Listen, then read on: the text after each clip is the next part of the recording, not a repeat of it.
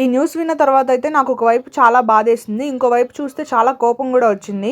తమిళనాడులో ఒక టెంపుల్ ఉంది. ఆ టెంపుల్ దగ్గర ఒక సెక్యూరిటీ గార్డ్ కూడా ఉంటాడు. అయితే అసలు మ్యాటర్ ఏంటంటే ఆ టెంపుల్లో కొన్ని రోజుల క్రితం కొంచెం బంగారం పోయింది. పోలీసులు ఎంక్వైరీ చేయడానికి వచ్చారు.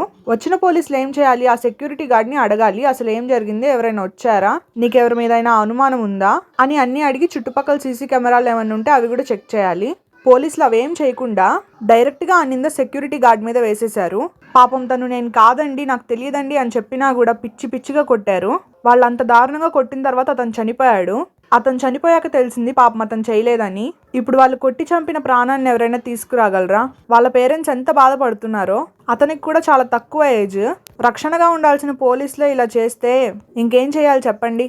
పాపం అతను చెయ్యని తప్పుకి బలయ్యాడు. ఇప్పుడు తమిళనాడు మొత్తం పోలీసుల్ని వేలెత్తి చూపిస్తుంది. కర్ణాటకలో పోలీసులు కూడా అంతే, ఎవరో తప్పు చేస్తే ఇంకెవరినో అరెస్ట్ చేస్తున్నారు. మొత్తం పాలిటిక్స్ అయిపోయింది. బాయ్.